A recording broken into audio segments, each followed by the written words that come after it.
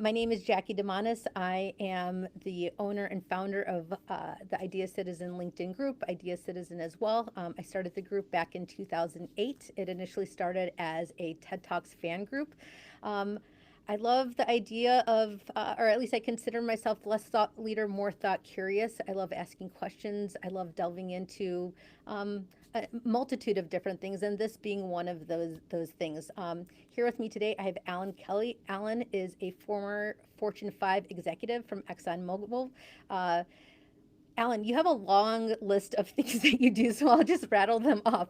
Executive coach, my next season, leader empowering purposeful leadership and behavioral science backed approaches to business entrepreneurship. Uh, you're a philanthropist, entrepreneur, mentor, musician, which I recently found out about and I fully enjoyed on Spotify. And in this purpose of also, in the purpose of purpose, you're also the chairman at the of the board at All Sober, an organization that helps over 200 million Americans impacted by addiction. I think that's wonderful. Daniel Hartweg is a visionary leader committed to fostering culture, empathy, engagement, and effectiveness within organizations as the managing director of the Mindset Challenger. He leverages coaching workshops, keynote speeches, and inspires growth and transition. He's been in the space for over 20 years with roles as a site director, factory manager, and head of operational excellence at Coca-Cola, and consistently driving high performance and productivity improvements and cultural transformations while unlocking human potential across diverse teams. I need to cut down these intros a little. They're quite long. You guys are very accomplished. Alan, do you want to add anything to that? No, not really. I think you've captured it. Just the fact that it's almost a decade since I retired from the corporate world, and since then I've been considered to be a reasonably purposeful life, doing all kinds of things, that I want to do. Yeah, absolutely. And it looks like Daniel's joining back. Hey, Daniel. I just got through the Hello. introductions, but I wasn't sure if there was anything that you wanted to add to that. Yeah, my passion is really to drive on the one hand high performance, but in a way that also is related to the purpose. That's why this topic is really passionate for me, and I love to share my experiences today. Yeah. Well, Daniel, let me shoot it to you. Why does this conversation around, because we're here to talk about um, profit, balancing profit and purpose, and how that works from a place of reality, not just aspirationally. So, Daniel, from your perspective, you've worked with a number of different organizations and coming in, training, and having expertise amongst different styles. So, why does this conversation, in your opinion, even matter?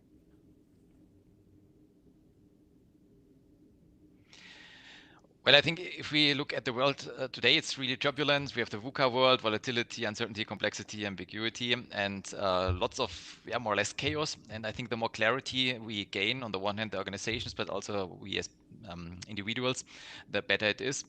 And there's one, I would say, single indicator that shows that there's quite a lack of purpose. This is also the lack of engagement. Every year we see that around 2/3 of the workforce is disengaged. The Gallup Institute always publishes this number, and it's either stagnant or increasing. And I think this topic is really important on three levels. So the personal level, the professional level, and the organizational level. And on personal level, purpose is really a driver on the one hand for mental health. So people who live their purpose, they have around 25% less mental health issues.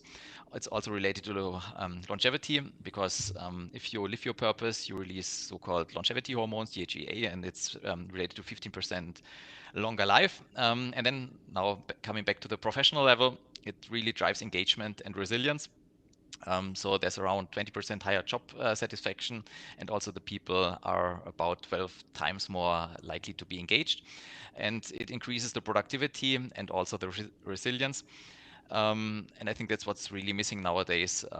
We are getting squeezed into certain boxes, and it clashes with our values. And what we have to try to find out is what, are the values we stand for, but also the organization. And the third layer is then the organization itself. So nowadays it's not sufficient anymore just to focus on profit.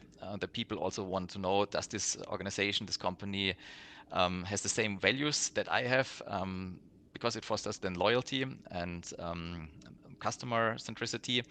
And they also want to know the social responsibility. Yeah, and so this is the one part, this loyalty to the customers, but it also decreases the turnover if the company values are the same as the employees that work there. So I think it's really key not only to see the employees as a means of work, but really as full human beings.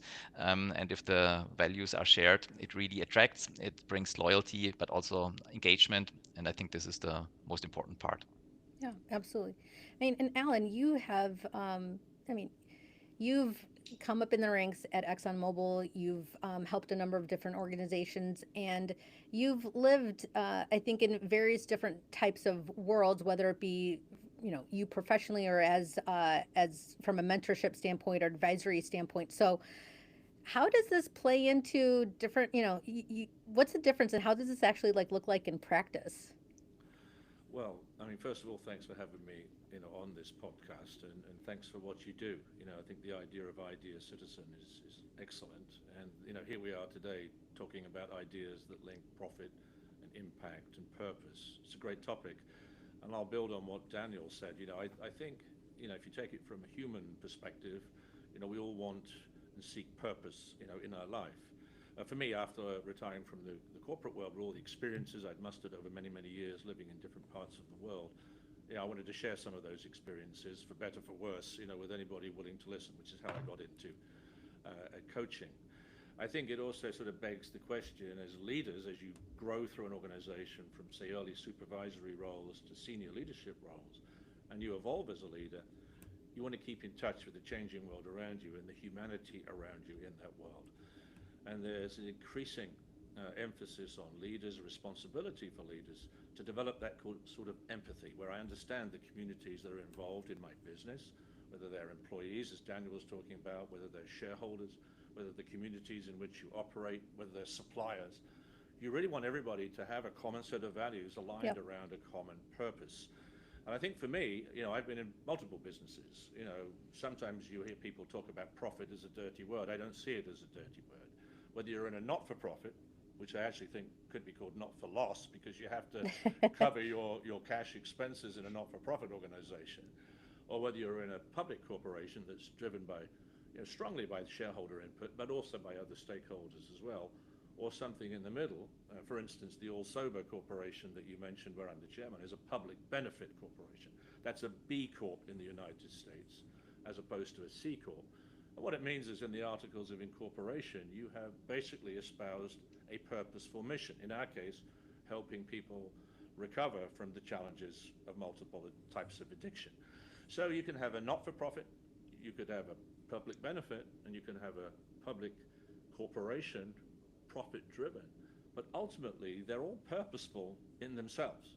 Yeah. And the most successful profit-oriented corporations are typically solving a problem for individuals or for society at large, whether it's providing reliable, affordable, environmentally responsible energy. Maybe it's providing medication or pharmaceutical products. Maybe it's food, water, wherever you are around the world. You're trying to solve a problem that becomes part of your business mission. And if that's translated to a value proposition for customers, you're in a winning situation. And that's true, actually, in not-for-profits and public benefits. Your mission fundamentally has to be a value proposition that's relevant to today's world, to create value for anybody who's investing in that business, or donating to that business, or volunteering for that business. So I see it, all these different types of business models, fundamentally, they have to cover their cash costs. They may be more strongly driven by profit than others, but they have to appeal to all those values of all the stakeholders today, and that requires a kind of empathy for the leaders and for the organization as a whole. Yeah. I'm thinking about finding what that purpose is, and it's somewhat of a lofty goal, and it feels, I don't know, if you're sitting down today to write down what is my purpose or what is my organization's purpose, it's a big question, and it's where do you where do you go with it, and even just defining it. So it's yes, I think once you know what that purpose is, it's ultimately building out however you incorporate whatever that is to kind of feed into whatever that purpose. But it's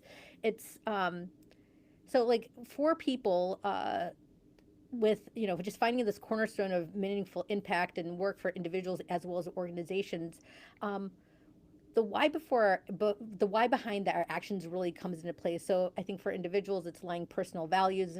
For the organizations, it's about going beyond products and services to define how they contribute to society, and ultimately, if people choose to, how people choose to use their money, and in fact, is it in the furthering of whatever that objective is. So like, when purpose is clear, it acts as a compass. So we're going to explore how uncovering, embracing that purpose can transform the way that we lead. So, Daniel, like I'd like to kind of maybe start with you on this. It's how do we even get there? Like, how can you, I mean, is there a way to figure this stuff out? Because otherwise, I don't know, for me, the thought of like looking at a blank sheet of paper and kind of figuring out what's my purpose, I'm like, I don't know. Like, help me get there. Yeah, so just when I look back and I saw these mission statements or purpose statements, when I started my career, actually, I made fun of them because I saw them on a poster and I thought the people are not even living it. It's just management slogans. So what we have to try to do is not to write just a sentence on a poster, but really to find something that emotionally touches us. And that is the driving force for all our actions. And yeah, there are some, I would say, concepts how to find it. I would mention, I think, the two most common ones. The first one is from Simon Sinek, the Golden Circle. It's a pretty easy concept, but very powerful. So it has three circles. The inner circle is the why, so the purpose statement itself. It's the biggest belief that we have, the highest value. Then the next circle is the how. So these are on the one hand, the principles, how we achieve our products later, but also our talents and core competencies. And then we have the what. These are actually the services and products that we have.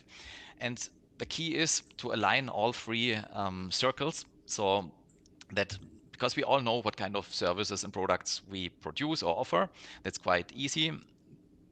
Then the how. Have we really defined the principles we want to adhere to, but also our core competencies? Okay, yeah, it shows.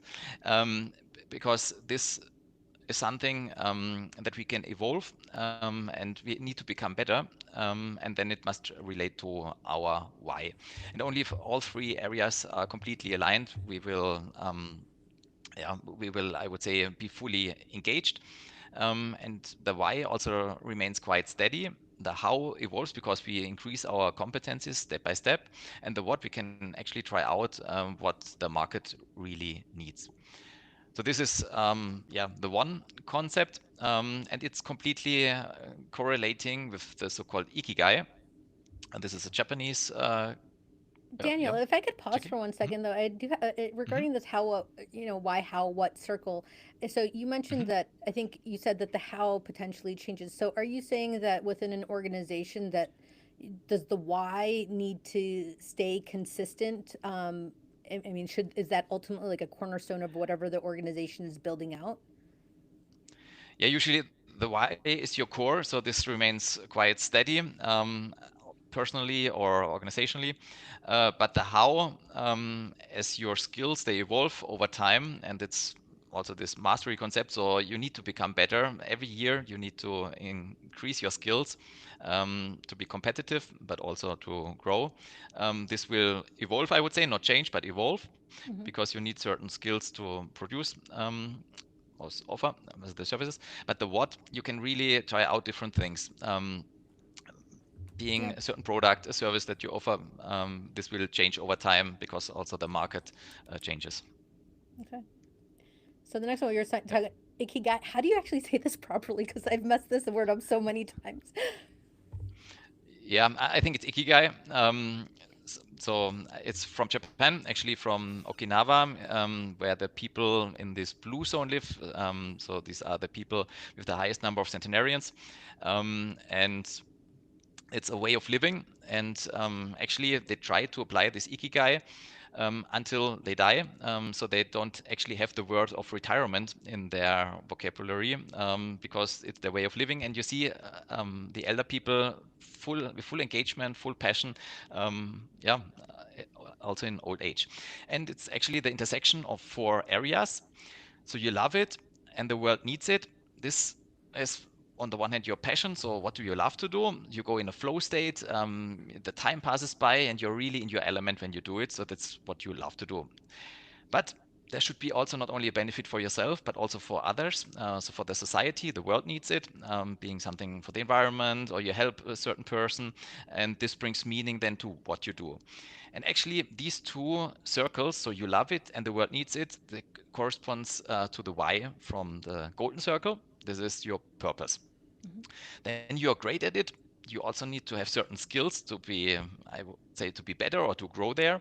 Otherwise, yeah, you will just have a nice passion. The world needs it, but if you're not good enough, you will not survive, I would say. And this, you are great at it, is the how from the Golden Circle, because this is how you do what you love to do.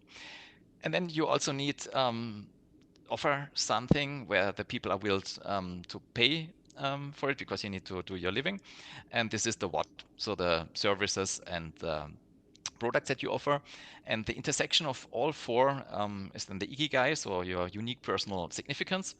And yeah, this drives then your full engagement. And I would say there's a third concept, which is the intrinsic motivation, that Daniel H. Pink introduced. So he said there are three factors that really drive engagement, exactly here, which is purpose itself, mastery, and autonomy. So autonomy, because we don't like to be micromanaged. We want to be autonomous and steer our own decisions.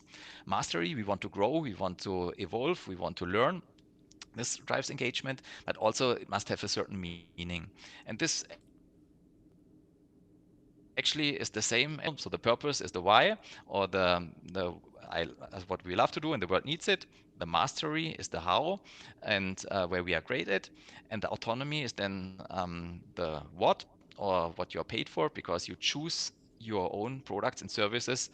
And this is why the whole purpose concept is a great driver for engagement. And if the companies really want to counteract this low level of engagement that we see every year, they should really apply this, because it's then linked to finding something meaningful, to have a development plan for the employees, but also to drive what they love to do, so the autonomy, so to empower them. Yeah, So and I are am all fully these different convinced examples? this really. Mhm. Sorry, apology. Are all these examples, or at least these like methods of kind of figuring out defining purpose within a business, are they ultimately all saying the same thing just differently? I would say yes. They are actually just different methods, but the core is always the same. It's about finding something where you have a passion for, what the world needs, so bringing meaning in, and then to grow and to master the skills that you need for, and then you choose your products and services that you can offer. And it's actually, yeah, always the same. What's your purpose, Daniel? And then Alan, I want to hear yours. This And wasn't on the Alan, plan, but I'm maybe very to curious. Oh, okay. Daniel dropped, unfortunately. Well, Alan, I mean, I feel like you've been building out purpose like throughout your career, and you've done it with also like mentoring for leadership and leaders that are coming up in the ranks. So I guess Yeah. have these, I mean, so there are these methods and everything in practice, like I don't know if you're familiar with them. Honestly, through Daniel is kind of my first time actually being exposed to them. Like, do you, in practice, do you use them, or like, how do you go about where it comes to like your own leadership style or leaders that you're mentoring and kind of instilling kind of this sense of purpose? Yeah, well, first of all, I do. I recognize a lot of what Daniel's saying there. Conceptually, I think what we tend to do as individuals and as leaders is personalize that and make it come to life with the people who work for us and the organizations that are wrapped around us. And I think Daniel's absolutely right. You know, for my money, you have to win the hearts and minds of everybody who's involved in an enterprise to really get the best possible execution. And that requires certain things, certain processes. So if you go back to the mission statement, I'd say to the people on this line, never ever pay lip service to a mission statement. It's vital. That defines the purpose of an organization. You can call it vision, mission, values, but those all link. What are you trying to achieve as an organization, and therefore what kind of values do you need to wrap around that mission and share with everybody involved in the enterprise to make it successful. You need everybody to be excited. Suppliers, customers, employees, the leadership, the folks who've invested, all need to be excited about what you're doing. And what that means is that mission has to be crafted exceptionally well. Right. I want to give you a real life example too, because it links very closely to the strategy of the company when you get down to it, and very practical. And I'm a great fan of a guy called Professor Willie Peterson at Columbia University. I've worked with for many, many years, decades in fact, who developed a very simple model that sort of ties into what Daniel was saying about culture and purpose. And I lived in Japan, by the way, for 3 years. I completely recognize what's going on in Okinawa and what happened in Japan and working in that culture. It's widespread, that general approach. But I come back to this very simple 4-step process that helps me. And what we did, my wife and I, in our new life, our new season, to coin the My Next Season company phrase, we opened an art gallery up in the Rocky Mountains. I haven't mentioned this to you, Jackie, but No. I want you to know because it's relevant. And you think, well, a little art gallery. Do we need a mission statement? Well, yes, we did need a mission statement. We were very clear about what we wanted to achieve. And, we were living in the Rocky Mountains, the most beautiful part of the world, and we knew that artists were having a tough time and struggling to make a living. So we wanted to give them a showcase for their talent and their brilliance. But we needed to research the market and understand what else was out there and what could we do that was a bit different, that really appealed to the customer base. So we built a gallery that was really designed around 3 things. The artwork needed to be portable because we wanted people to save money on massive shipping costs from the Rocky Mountains all over the world. Art is very expensive to ship. We wanted it to be affordable with a meaningful price point, and we wanted it to be local, representing the beauty of the Rocky Mountains. So our sort of mission statement evolved into portable, local, affordable artworks, and we brought in 12 or 13 artists. And by showcasing them in a wonderful ski resort, we changed their lives, and we helped them become successful. And it was so exciting for our staff, exciting for the artists, for the customers to see this brilliant work showcased. And what the point I'm making is it was purposeful. We wanted to promote people who were struggling, to make a living in the art world and get them exposed to customers who would appreciate their work. And it created excitement, it created passion, it created enjoyment for everybody involved in the business. But it was very process oriented. We started with understanding the market. We then evolved our strategy, which was focused on certain things we thought the market would like.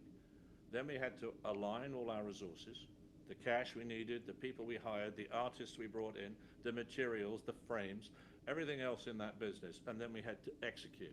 Yeah. And then to the why, Daniel's point, once you've done that, you have to go back and test, is it still working? Is it still relevant? Or do I need to tweak?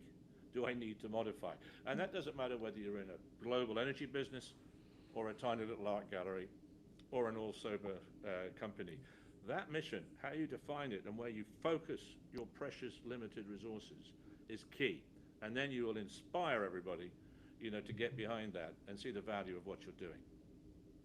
It seems like there's like this clarity in decision making ultimately when you have at least these cornerstones of decisions, because and I like that you mentioned this, your art gallery, because it's I feel like simple and clear, and I think that's super helpful. But like I anticipate, if you're clear on what the mission is and how you guys are going about in terms of the curation and the thoughtfulness of it, it's like if somebody's coming around, they maybe are a wonderful artist, but they're like, hey, we're doing I live in Los Angeles. They're like, I'm a Los Angeles artist. I do these huge sculptures or something like that, where it's like, well, immediately this is not the place for you because it's going to feel out of place. And so, and I think that part of that, where my head goes with this is kind of hiring for that mission as well. It's like when you know what, when you know what true north is, ultimately, it's like you make either, I anticipate, hiring, curation,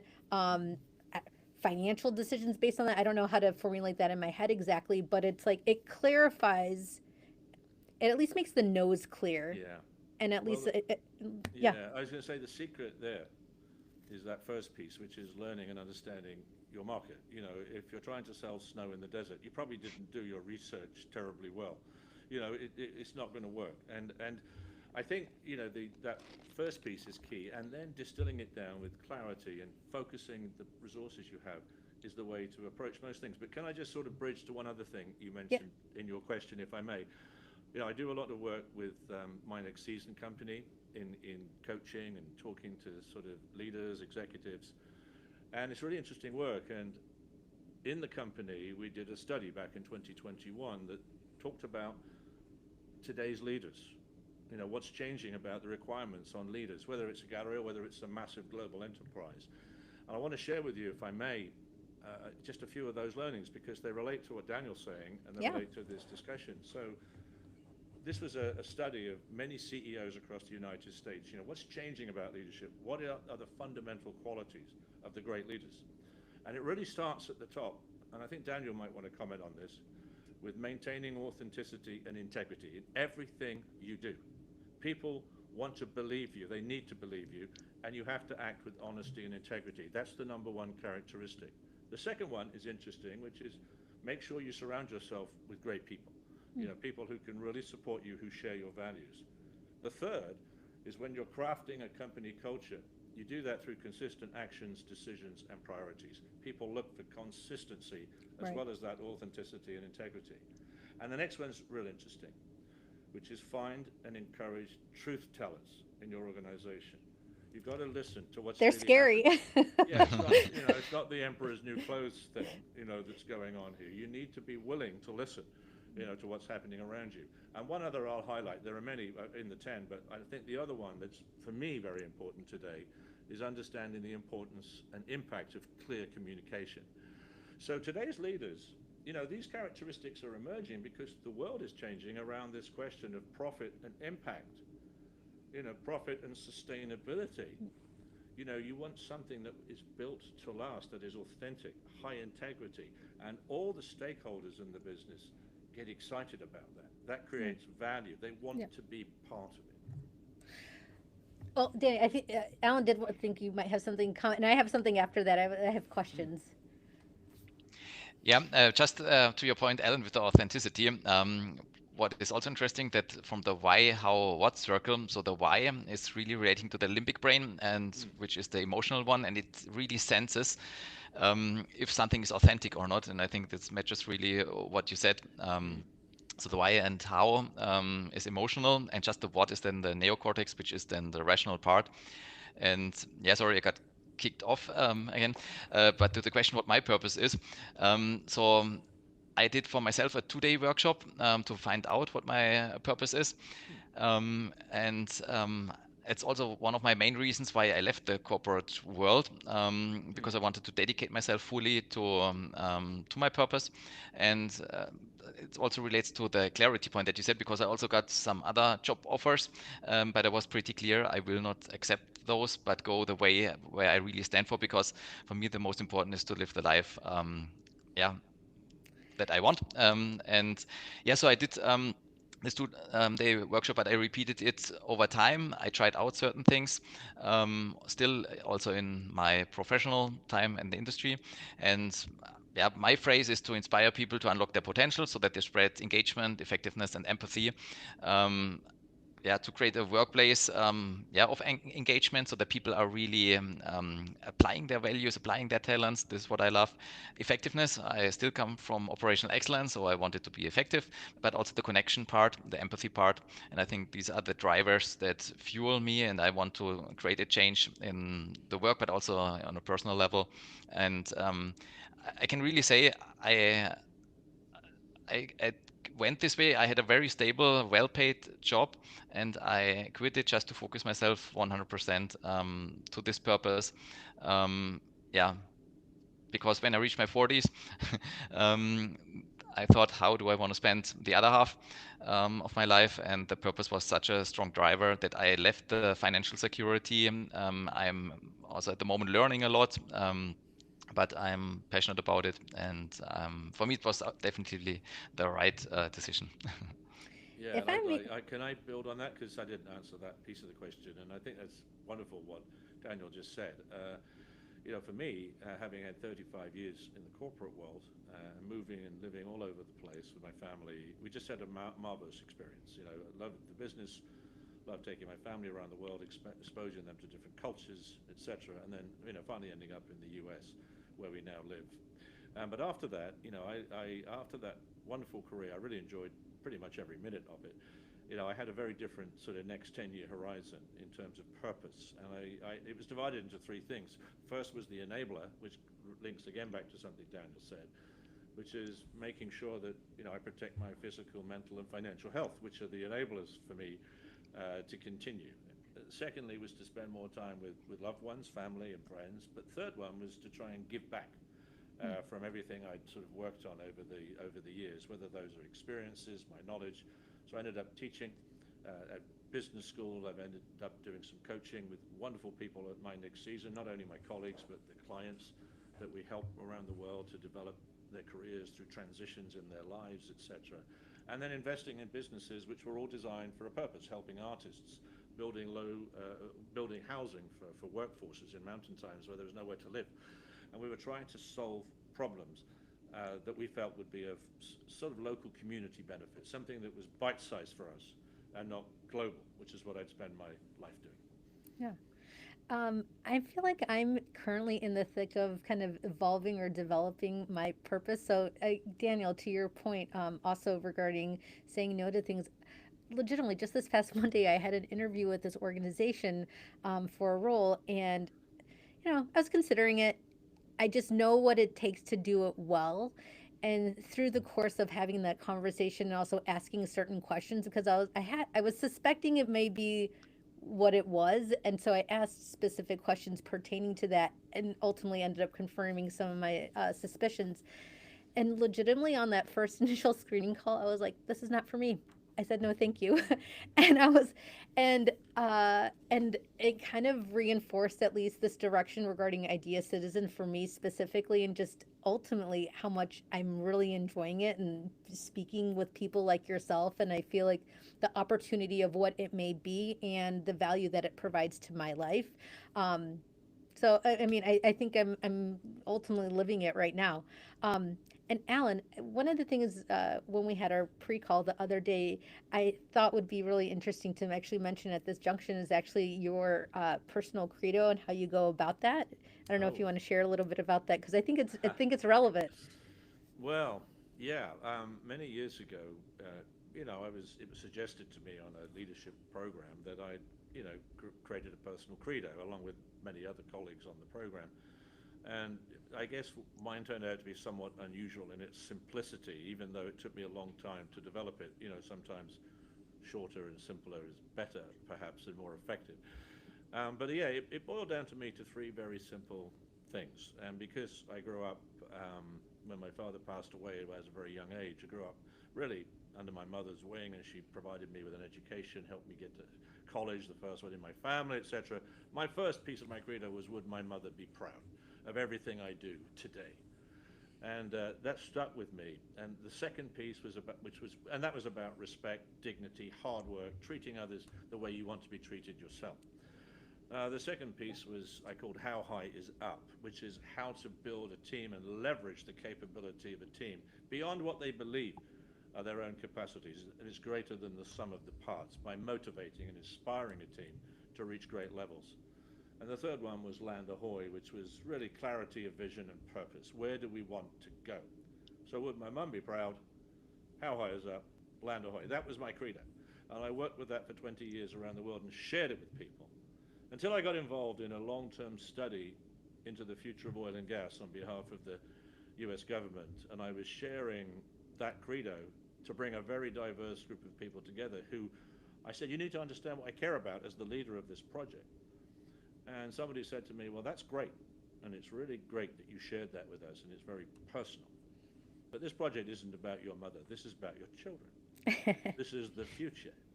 And I thought, that's really interesting, and they're absolutely right. So I added them to the credo some 15 years later. So would my mum and my children be proud? Of course, that upset my wife. She said, what about me? And so I said, okay, we'll talk about that. But at the end of the day, it's really important. And the bigger thing there is that it's me, it's personal. And that's that authenticity and integrity about what you do, which I don't think people in the world I was leading were expecting from me. But why not? I mean, that's what I care about, and I want that to translate into the way we do business, and hopefully people will have their own version of that somehow sort of syncs up. So that was the sort of credo thing I shared with you the other day. Very simple, but I think it needs to come from the heart. Well, and let me ask you guys this, because I think you've seen it in various different ways, but hiring for this, I mean, I think, how are you really able to deduce that, say, the words that somebody is saying to you are in fact true? Because I think that if, and I'd like to get into ultimately like how some of these companies actually implement some of these things. But so let's say Patagonia, for example, somebody, I wouldn't be surprised if somebody would potentially go there, interview it, tell them what they want to hear, but ultimately at the core not really be that person. So is there a way to suss out for that degree of authenticity, or does that just come in time? Like, how do you do that? Whether it be your team or like your colleagues, or even like your subordinates and everything, or even the company that you want to join, because I think, again, lip service can happen at all levels. So what I did, I actually applied certain questions from this 2-day workshop just to find out, are the people really, or how are they answering? So I go back to the past so that they share examples when they were fully in their element, also what benefit it brought to the world or the environment, or also what other said about them, and then to find out what are they answering there, and then to relate it to the company's purpose, but also to the team's purpose, because I think it should be really 3 purposes aligned: the company, the team, and the individual one. But also, to be honest, I think when I talk to many colleagues, I would say over 95% did not do this discovery of the purpose. So they maybe themselves don't have the clarity. They want a certain job. I also was like this, and I wanted to have a good career, money, job title, and I did this. But really to spend lots of time and reflection and trying out what is my purpose. This is an effort, and it needs time. But I think it's absolutely worth to have this clarity, and you also feel then when an applicant has this clarity. Yeah, because it's authentic, and I think the gut feeling is also something that works very well. If someone is authentic, you feel it. Yeah, but I also try to use these questions.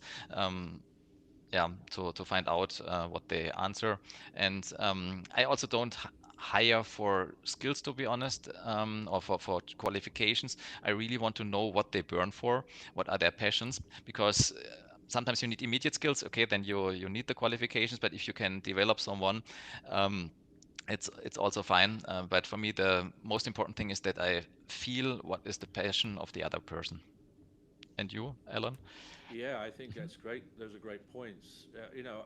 I look at it sort of at 2 ends of my personal spectrum. One is working for a very large enterprise where you may have a human resources department, you may have resources available to you who will help bring you techniques and methods to really, test and validate, trust and verify, if you will, what you're dealing with here. And those can be, great questions, probing questions, going back to Ikigai, the Japanese 5 times why thing, why, and really probe, deep into why people are answering a question a certain way, and are they really superficial? Have they really thought it through?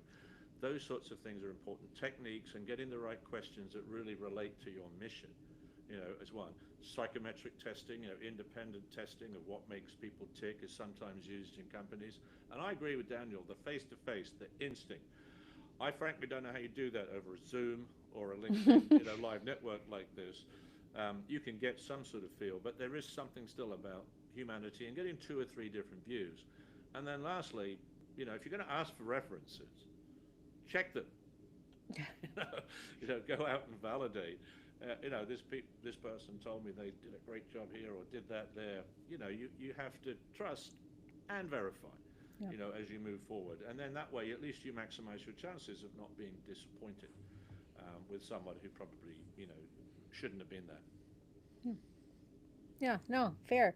Um, well, and I think there's, so I mentioned Patagonia a moment ago, but I think that that's a really interesting kind of case study in a company and organization to really consider. When I think about Patagonia, you definitely, for me, I absolutely align them with like a purpose-driven organization committed to climate action. And the thing that's interesting is that like no matter what's going on in the world, I feel like they've built like this moat around like whatever their brand is, if anything. And it's like, no, this is who we are.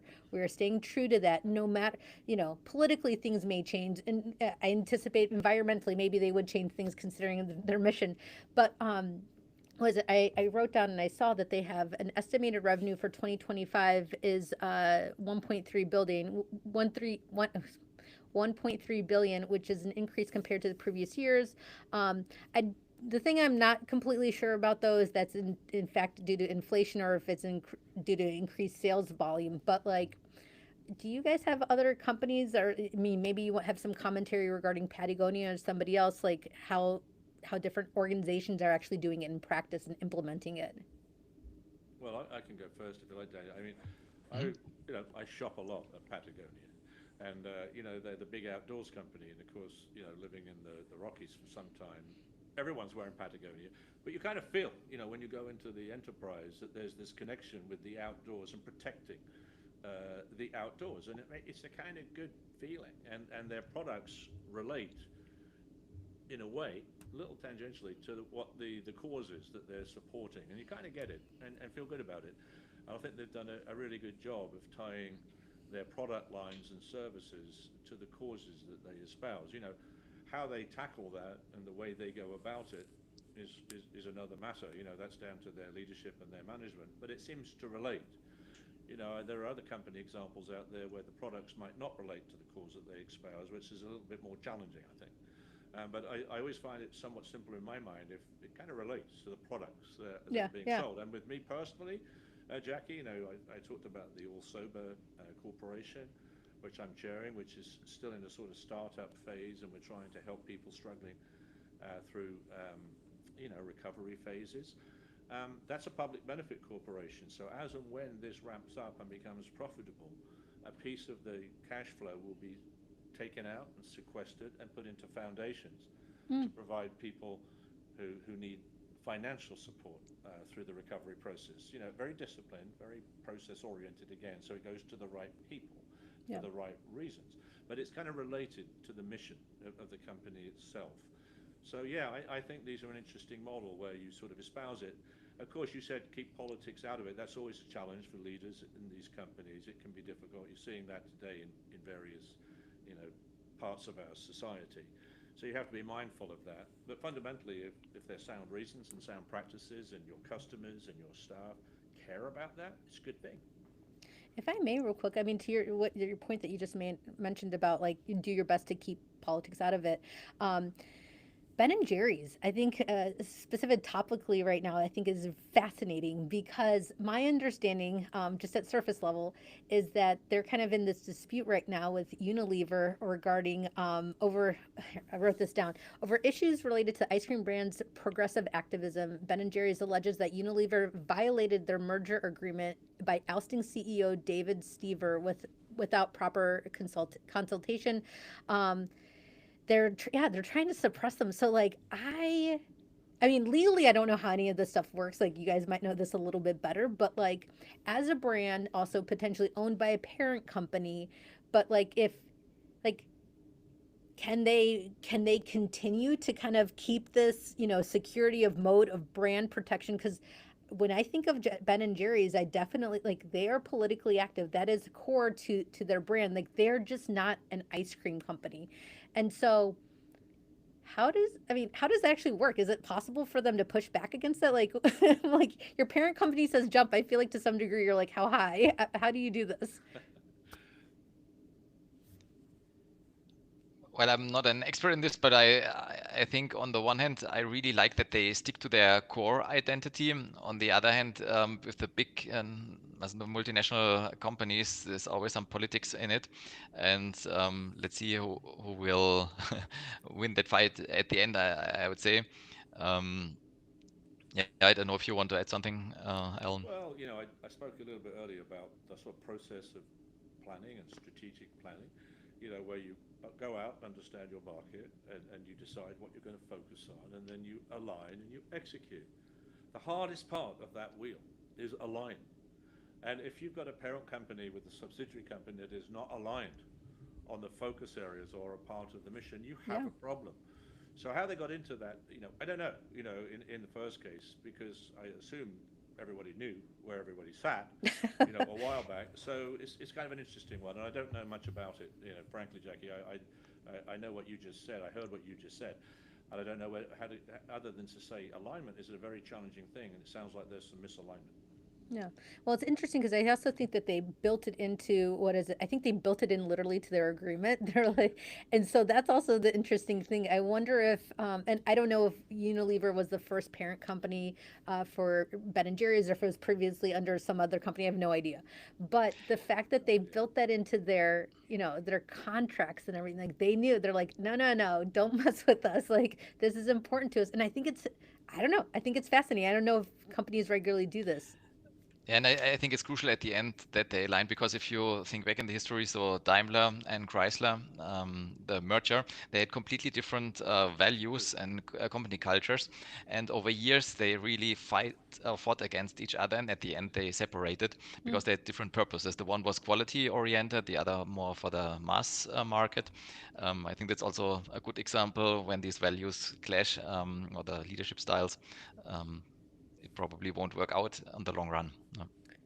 Let me ask you guys this then. Like, is there a way into, like, are there any frameworks regarding aligning purpose and business strategy? Like, can we, like, what kind of decision making, I mean, have you guys been a part of it? Have you, like, are there tools to implement it? Like, what have you seen? Yes. So what I did in the past, as a factory manager, we had to deploy a strategy, and I always started with the purpose, so the why, and the vision, the where to, so the long-term direction. Then we derived the 5-year ambition from this, and then the yearly roadmap, and then the 3 golden priorities, we called it.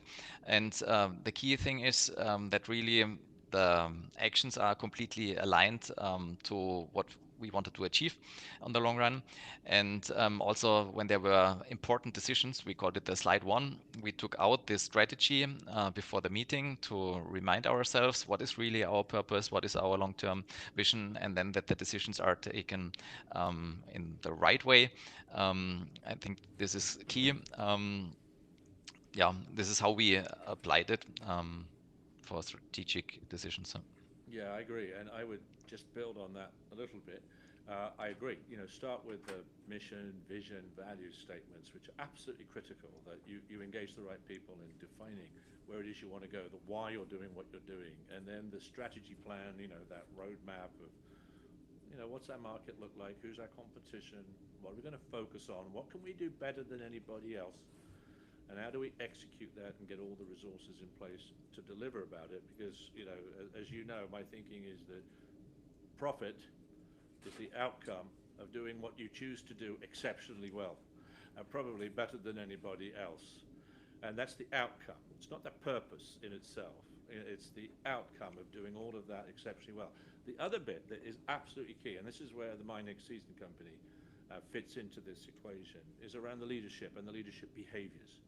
Going back to those qualities of leaders, the work we do at My Next Season is coaching executives in very significant companies around the country, around the world, in the kind of leadership behaviors that drive superior performance. And that comes back to understanding the mission, the purpose, motivating people, prioritizing clearly how you manage your time, empathy, compassion, how you lead. These are critical things. It's a major resource and a major investment for most companies, the investment in people. It's the key resource.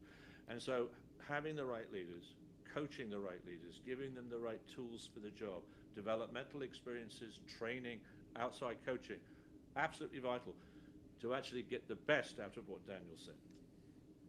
And I would add on top that, for example, for performance review or for a development plan, it all starts with the purpose, and we should not squeeze the people into certain roles. We should find out what do they really burn for, what benefit could they bring, and based on this to create this development plan, and not just saying you are a low performer or something because they don't fit into this certain box, but they can have different qualities. And I think the key is what you said with empathy. A leader has to listen to their employees.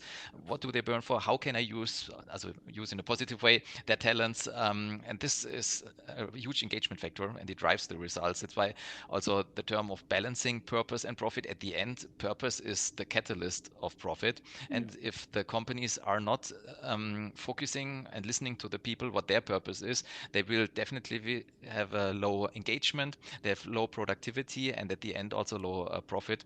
Yeah. I want to be mindful also of time, but I do want to jump to some questions. So I have some questions ready to go, but I do want to encourage anybody that is on the live. If you guys can, if you have any questions, please add them to the chat. I have some questions that a friend of mine gave to me the other day.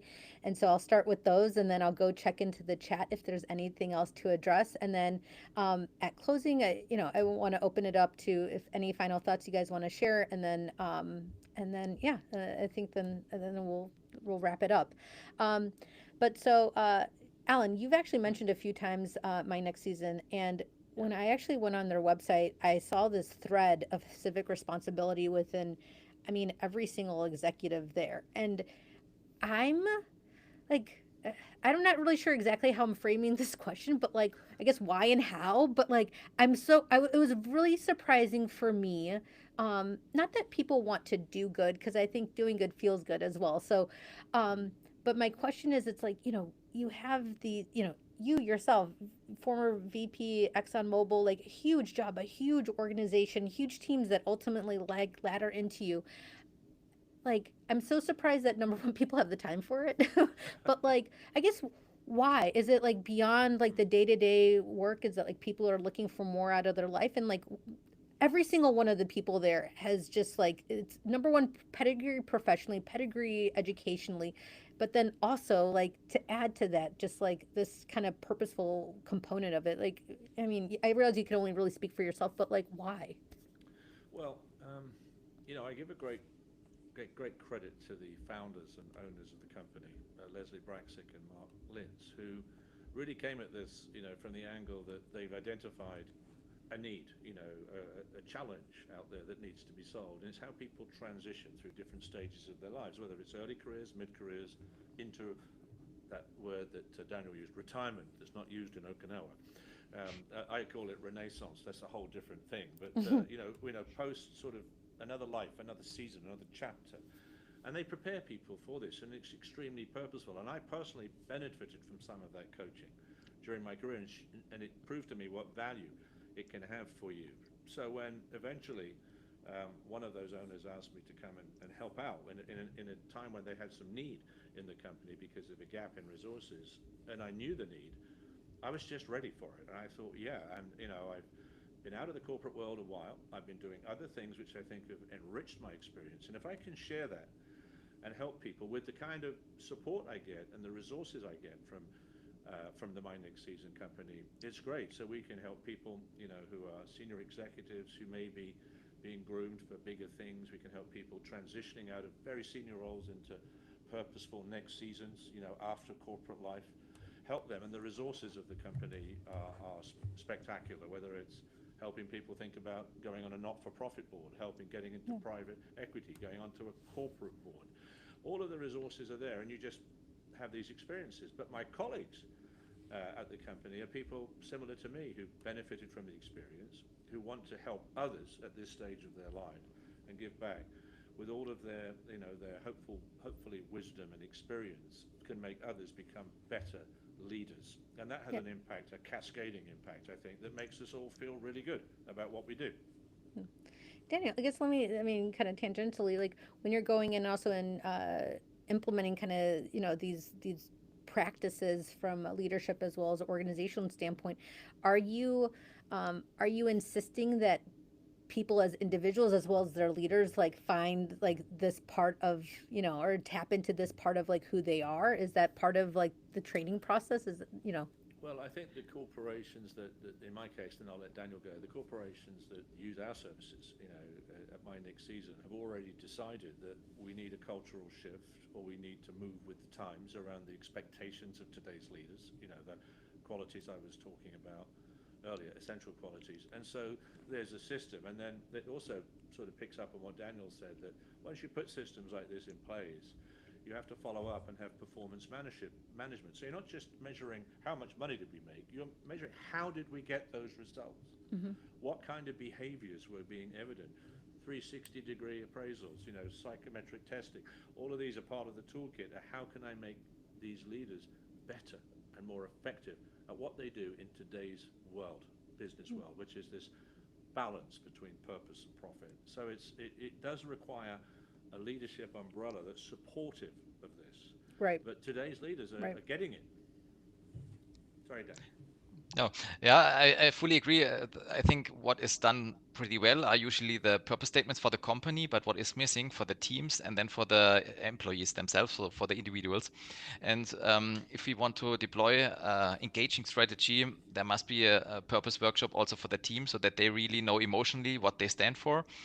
But also, I can just encourage every person to really spend time finding out their own purpose, because it gives, on the one hand, clarity for all the career decisions, but also how you spend your spare time. Also, in this turbulent world, it's like an anchor, what you burn for, and it's also helping with resilience, and it brings you so much drive once you know what you are, and this authenticity is key for life. And just a last point, there's one biggest regret from that Bronnie Ware, an Australian nurse, said. She interviewed lots of people in the palliative station, and the biggest regret from all those people was not to live the life they really stood for, but according to the expectations from other people. And I think this is a huge driver that we all should be aware of, that at the end of our lives, we live the life we really stood for. And because it really fuels the energy. And also when I am in my element, I don't mind which obstacles come. I continue and I want to grow and thrive. So I can just encourage everyone to go this way, because this clarity truly helps. If I may, we do have one question I did want to address for Kelly Ackerma. She was asking, can you comment on Danon's firing of their CEO pre-COVID, who is challenged by their investors? I guess I want to flip it with a little bit like, what options, how much can leaders push? Like really, like pushing to enforce, say, like a company's culture, leadership, or mission. How much can leaders in an organization actually push back on, say, investors or board or whatnot? Like, I anticipate the board would want the company to be successful, but there's pressures, especially when we have other stakeholders. So what can leaders do? Well, I think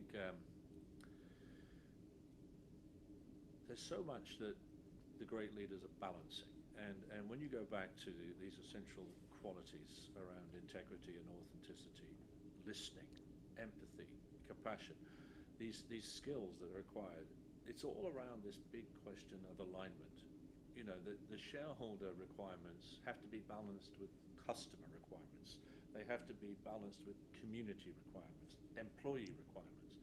And so it's essential for the great leaders to be working with all of those stakeholders and communicating actively as to why they come to the decisions that they arrive at. What everybody hates in an organization is a surprise, where something comes out and it's not expected and it's not consistent with the mission or the values of the company. So the great leaders have to be communicating constantly about what's on their mind, how they will create, this sustainable enterprise and the value of the whole thing consistent. And if that mission is changing, you have to explain why it's changing and why things are moving. You can't just spring it on everybody without winning their hearts and minds. There's an intellectual debate that always goes on around these sorts of topics, but then you get to the emotions, and that's often where things start to get really tricky. Sure. So yeah, I don't know anything about the case that your listener has brought in, nothing whatsoever, really. But I do know, just as a general principle, when stuff like this happens, it often comes down to miscommunication, misalignment, a lack of listening on both sides, Yeah. typically, and this sort of challenge that you get. You know, bringing together common general interest solutions is a hard thing to do, but it really is what the great leaders do best. Yeah. So we have definitely taken more of your time than I anticipated, and we had a little bit of technical difficulties at the beginning. But I guess Daniel, Alan, like, is there any final thoughts, requests of people? Do you want to pitch anything? Please put it out there. Yep. So I can start. So again, for me, what I would like everyone to take home is to really spend time, get clarity about the purpose, and it's iterative journey, I would say. So it's an ongoing journey you have to try out. I also spent lots of time. I also wrote a book for private life called The Mindset Challenger, a high performing organization, how to bring this also in organizations. Yeah, for me, it's really about creating this environment where people can be authentic and be fully engaged. And yeah, also if anyone needs help, you can contact me always because it's really a topic that I applied myself and it changed my life and I would say for the good. Thank you. No, that's great. I think very similarly to Daniel, even though we've never met before. I think it's interesting that I mentioned earlier that with this concept of purposeful business, the profit is the outcome of really solving a problem, a societal need, whatever it might be, and doing it exceptionally well. And obviously you have to balance your revenue and your costs in making sure that it's sustainable. That's really important for any business. Personally, I think the same is true of people who are looking forward to either running or opening their own businesses or moving up the ladder in a career. Don't set yourself necessarily a single goal up there, because where you arrive at will be the outcome of everything you do along the way. How you treat people, how well you listen, how you probe, how you are curious about why things are like they are, and solving problems that other people finding challenging. These are the things that eventually define you. How do you work with others? Now, how determined are you to get something done? How do you balance your life? How do you take care of yourself? Value your time outside, as Daniel was saying. As you're going through, make sure you understand yourself. What is it you really care about? And what's your passion in life? And then think about how then you model the behaviors that will help you get to the top of what you want to achieve. Yeah. I hope everybody watching this live or checking out the recording later on, I would love to encourage all of you at some point, call it now or call it in a year. Please, if you sit and think on like your purpose or your goals within life, and you decide that maybe you decide on a direction, or you're contemplating something, please reach out to any of us and just let us know where how that journey is going. I'm super curious. And please email me. I love hearing this stuff. And my request at the end of the day, hey, I want to encourage anybody and everybody, please join the Idea Citizen LinkedIn group. Please follow me on LinkedIn, as well as Alan and Daniel. Our LinkedIn profile extensions are at the bottom of the screen. And hey, look forward to seeing you guys next time. Thank you for your time, and thank you for your expertise. I got a lot out of this conversation, so thank you both.